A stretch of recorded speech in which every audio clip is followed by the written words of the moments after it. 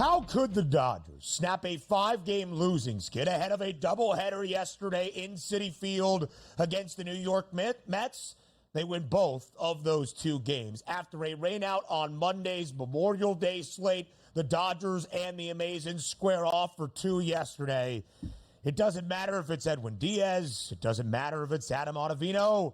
The Mets cannot hold on to a lead when they are up in the top of the 9th. Yesterday, the Dodgers even it at 2 in the first game of the doubleheader. Freddie Freeman hits a 2-run shot in the top of the 10th in extras. The Dodgers add on another run. They win 5-2 in the opener. Booked as a minus 210 moneyline favorite. The Dodgers make good on that price with Tyler Glasnow on the bump and Tyler McGill on the other side for New York. Sensational. Game number 2 DRS. The Dodgers hit a home run in the first. Will Smith, they never look back. They win game number 2 by a final of 3-0. Booked as a minus 126. Moneyline road favorite up in Queens against the Mets. Bad times for New York. Good times, at least, for the Dodgers, snapping a 5-game skid with 2 straight wins. They needed that. And usually you come into a doubleheader and say, we're probably just going to get a split here. But also, if you're the Dodgers, you haven't scored a run. Your offense has been terrible over the past couple games. You find yourself down 2-0. Oh, no, we're going to get shut out in game number 1. We better win game number 2. They end up winning both of those because the Mets just can't close anybody out, whether it's Edwin Diaz coming in to close or you give him a breather and bring somebody else in. It doesn't matter. Things aren't happening for them late in the innings. And that is troublesome because there's no more demoralizing defeat in Major League Baseball than having your bullpen blow a multi-run lead late in the game when you expected to win that game and have a formidable closer like the Mets actually have. But their bats aren't waking up. They sit 22-31 now in the season, but also more important from a Dodgers perspective. You get that doubleheader sweep win. Now you're feeling good, like, okay, we're wiping those bad vibes away over the past 4 to 5 days. Let's get back on it and see if we can destroy the Mets even more. But the question comes down to, we know the Dodgers are good. Coming into the season, we didn't expect a lot from the Mets, but I don't think anybody, even the harshest critic, expected 22-31 out of the gate. I don't know what the future for the Mets is, but right now that future is playing bad baseball. 22-32 DRS. It's even worse than 10 games below 500. No, I feel you there. The New York Mets were an even 500, 18-18 on May the 7th. From that point, New York is 4-14. They have lost 14 of their last 18, and they've had a lead at some point in the baseball game for many of those 14 losses. The Dodgers a favorite in both of the doubleheader yesterday, despite being on the road, despite dropping 5 straight entering.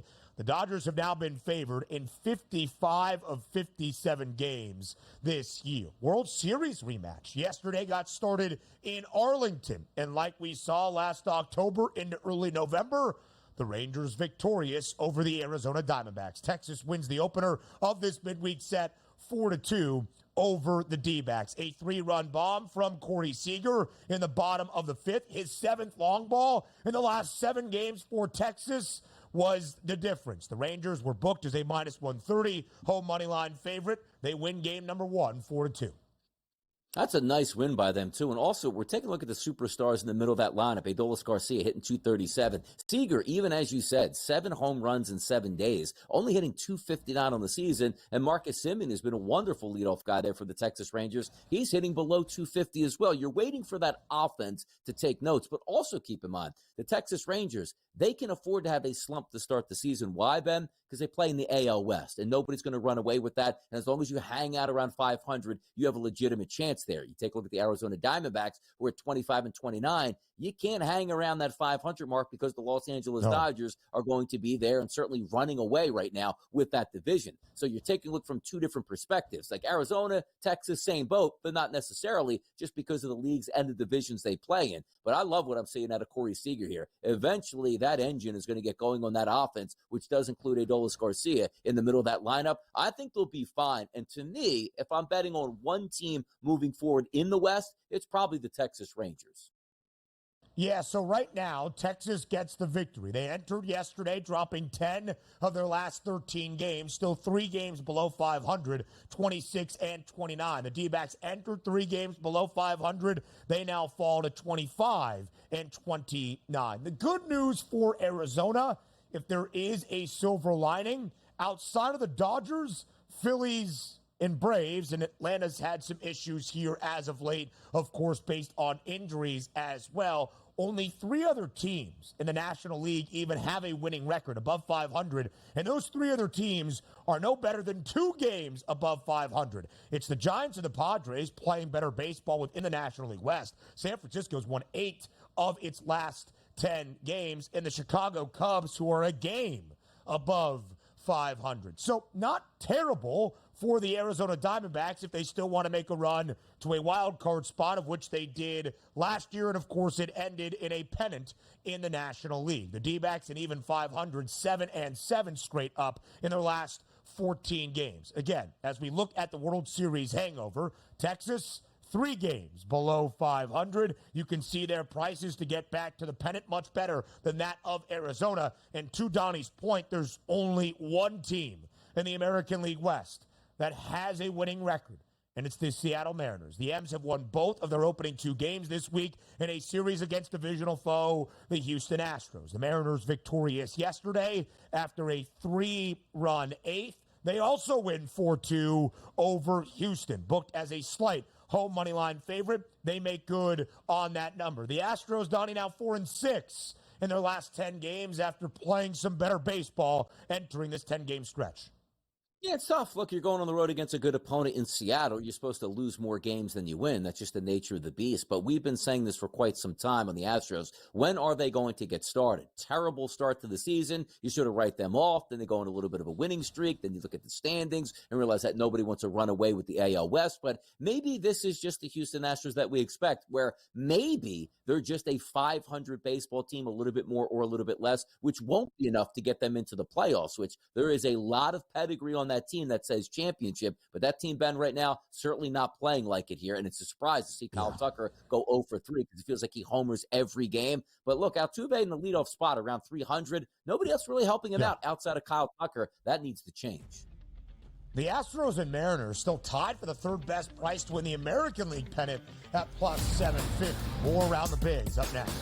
Live right here on this Wednesday on the Early Line, recapping a full day around Major League Baseball from a Tuesday. American League Central divisional duel that has seen the Twins take 2 in a row over the Kansas City Royals. Yesterday in Minneapolis, the 2nd straight victory for the Twins. They won 6-5 in Game 1. Close, but a 1-run victory yesterday. 2-run win for Minnesota. 4-2, booked as a home money line favorite against KC. Cole Reagans, 3 earned over 5 innings, did strike out 7, but picked up his 3rd loss of the season for KC. Yeah, the Twins, who are going through a little bit of an issue here with scoring some runs, but playing the Nationals here, then the Rangers, and now the Royals. They've been playing very good baseball as of late, and I've always liked that lineup. When you take a look even at RBI props, they have a lot of left-handed batters that they can place in against righties, and it makes the lineup interesting. Like Margot was at the top of the lineup yesterday, only hitting 208 on the season, but picked up 2 hits. But you know the normal suspects there, right? The Keplers, the Correas, the Jeffers, the Buxtons, who just came back from injury. And by the way, Buxton goes 2 for 2 yesterday. That's a nice improvement to get back into that lineup. Santana's been very good for them. Yeah. Only hitting 200, but as of late, coming through with some RBI shots. I like this Minnesota team. I don't think they're going anywhere in the grand scheme of things in the American League, but I think early on we identified them as probably the team to beat in the Central, and they're playing like it now, 30-24. Again, after that lapse of a couple really bad stretches on offense, they seem to be correcting those issues.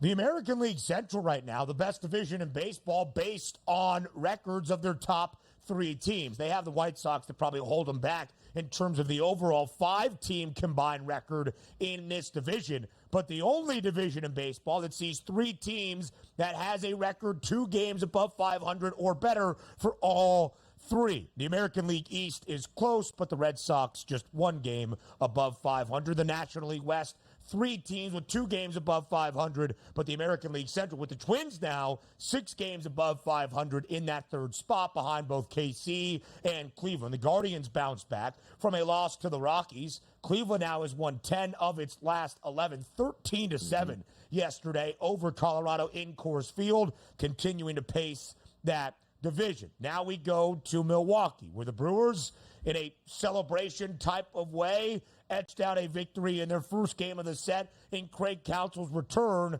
to Wisconsin. Yesterday, it went to extras, and Chicago was victorious as an underdog. The Cubbies snapping a 5-game losing skid with a 6-3 victory in 10. Yeah, and by the way, Brown had 7 innings pitched, no hits, no earned runs, 10 Ks, pulled out of the game at 93. Why? Because that's just modern baseball. So we're trying to hold on there to get him a no-hitter. Weren't able to do that, but still picked up the victory in extras. And also, a couple plays across Major League Baseball yesterday. If you're an RBI hunter, which didn't cost me any, but Cody Bellinger, while that no-hitter was still intact, stole a home run away from Willie Adames late in that game. So something to keep an eye on. It's a good win for the Cubs here and a great pitching performance by Brown, and something we always hate to see. A kid is dominant out there. He's got 6 more outs to go. Like 93, if you go to 105, your baseball career just might end. I mean, let the guy ride it out. Enough of this. Ben Brown, a great start yesterday, 10 Ks, and did have that perfect no-hitter through 7 innings, as DRS mentioned. Freddie Peralta on the other side for Milwaukee, 11 Ks. You see a 6-3 final, you're like, okay. Game was 3-3. The Cubbies probably played it 3 in the top of the 10th. No, we went to extras at 1-1 after a Willie Adames game-tying RBI single, kind of in the bottom of the 9th. And then we saw a ton of runs. Make that, as I do my quick math, 7 in total in the 10th inning between the two sides. That can happen when you start with a runner in scoring position. Speaking of low-scoring games in regulation, the Giants win in extras yesterday as well, but 1-0 in 10 innings. San Francisco has taken both of this opening series against the Philadelphia Phillies, stemming the hottest team in all of MLB. Luis Matos, RBI, walk-off, fly-out, sac fly, I believe it was. 1-0 victory for the Giants, who again have won 8 of their last 10.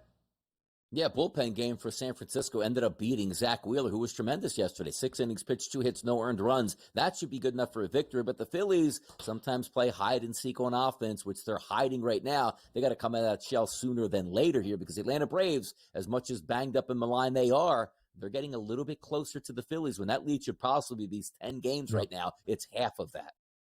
The Phils have lost 3 straight. Atlanta won yesterday. The Braves still 10 games above 500, 31-21. Just a 5-game difference as of this moment around the National League East. We will reset where the markets stand in Major League Baseball following Memorial Day weekend when we start our second hour. Live right here on this Wednesday on the Silver Line. Up next on SportsGrid.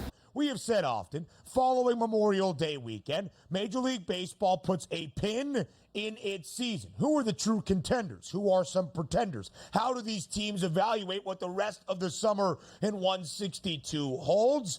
And can we get a true assessment now, about 2 months into this Major League Baseball season, what these teams actually look like? We'll look at where the odds have moved in the markets across the bigs in just a moment. And then to round out this second hour, we're going to have James Young, our coach, here for his scouting report all around the NBA playoffs. And we're going to win with Zin, Luis Gil on the bump with the New York Yankees. And Zino DRS, he resides in Atlanta, Georgia. I wonder if he has a pulse on how Braves fans feel following the big news of the weekend that Ronald Acuna Jr.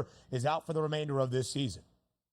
Yeah, a game changer should be. The landscape of baseball in the National League certainly affected by the injuries of the Atlanta Braves alone at this point. But good to have Coach on this hour, because usually on Tuesdays, he sends me a message. Hey, man, Dinger Tuesday, who do you think is going to be on your list? I sent him back one name. It was Juan Soto last night. First at bat, launch time out in Los Angeles. That one came in yesterday. So if you're cashing tickets on Juan Soto, congratulations. And also congratulations if you're a Yankees fan, who to me, I do believe, Ben, right now, the best team in the American League. So we got a lot to talk about here in hour number 2. A lot of good guests here, and away we go.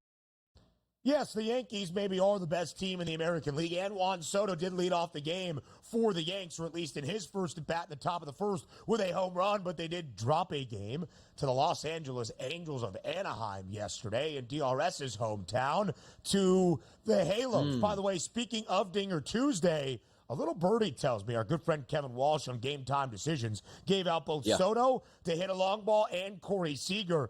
Big Dinger Tuesday on Game Time Decisions. And that little birdie was telling me that there might be a return to a former residence for Kevin Walsh tomorrow. I mean, the early line, but we'll wait on that Oh. to get confirmation. What do you make, huh? You feel like it's a reunion? Maybe back to Queens. I mean, his yeah. ever-loving, dying support for the New York Mets. I mean, what are we going to talk about tomorrow for Kevin Walsh? I don't know if he's going to make it to Citi Field today, where the Mets are an underdog against the Dodgers. A little day baseball, kind of, 4:11 p.m. Eastern time there for New York. We're expecting some thunderstorms later in the evening hours here in the greater New York City area. Speaking of baseball, let's reset where the market stands following MD Dub.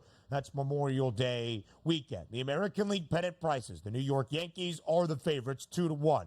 $3 in front of the Baltimore Orioles, despite the sluggish start and the fact the Astros are 7 games below 500. Houston still tied for the third best price to win the American League pennant at plus 750, with the only team in the American League West, the Mariners, that has a winning record. Seattle has won both of their opening 2 games of this midweek set against Houston. The Twins, 6 games above 500, 30 and 24.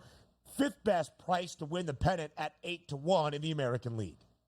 It just feels like a runaway right now for the New York Yankees. And again, as we wait for Garrett Cole to get back in that rotation, you know the Yankees are going to make some moves around the trade deadline, but that plus 200 price, is it great? You know, oh my goodness, look at the value here. Not necessarily, because of what you could have gotten earlier in the baseball season. But when we talk about parity across Major League Baseball and so many teams we think have a chance to win it, I take a look at the American League standings right now and also the odds market at the FanDuel Sportsbook, Ben, and I say to myself, it really seems like it's a 2-team race, and it's 2 teams coming out of the AL East right now in the Yankees and the Baltimore Orioles, who I do think the Yankees at a 2-1 price and the Orioles at a 5-1 price are priced appropriately here. I think the Yankees are the best team right now and should be at that 2-1 number. Now, again, betting it and seeing what perceived value would be. But if I'm looking at the Yankees right now, far and away to me, the best team in the American League, because you're used to seeing challenges. Oh, the Astros will be there. Maybe the Rangers will show up. Those 2 teams haven't shown me anything early this season. The Yankees have shown me something. So right now, as we take a look post-Memorial Day, I think it's the Yankees in a runaway right now. I completely agree with the FanDuel Sportsbook at this price.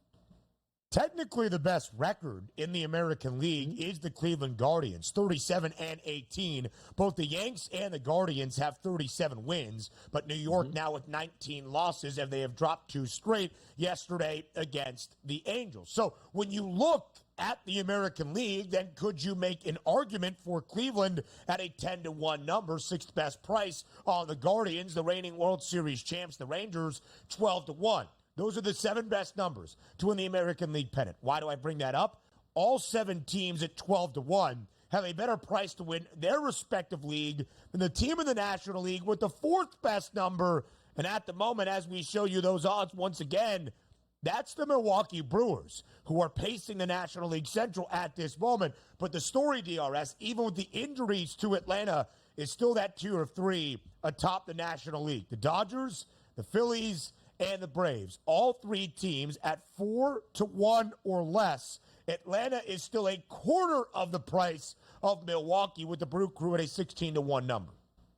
Yeah, there are some, numbers to look at, but we've always thought it was going to be the big 3. And you're right, Dodgers, Phillies, Braves in that order, probably the way it should be, even though I do think the Phillies, based on this last 3 games, you're going to win a lot of games, you're going to lose some games. Same way the Dodgers, who we think are so powerful, they go on a streak where they can't even hit a baseball or score any runs and are losing games. You see them snap back yesterday. The Phillies will do the same thing. So I think the Dodgers and the Phillies really neck and neck in price point for me at this point. The Atlanta Braves still getting a lot of respect because they're going to win baseball games because they're a good organization. Lose a Cy Young pitcher, lose an MVP guy to start if you're lined up in Acuna, that is going to hurt, but still the semblance of a good baseball team and not much around them to challenge. Talking about like the New York Mets or the Marlins at this point, or the Washington Nationals. They're by far that 2nd place team here, right behind the Phillies. But when you go down that list, like the Brewers, do you have a lot of faith in them?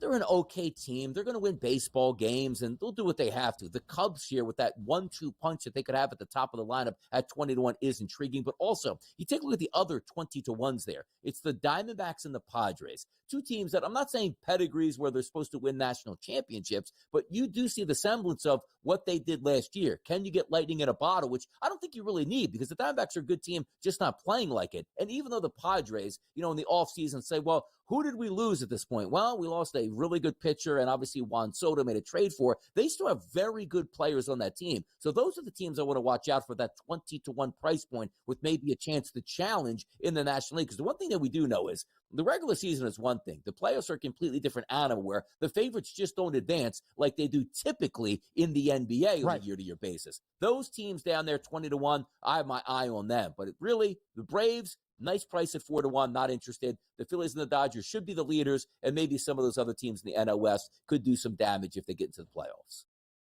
I do want to say, though, right, because of the MLB updated postseason format, 6 teams, 3 wild cards, 3 division winners, top 2 seeds in each league, and you have to win your division to be in consideration.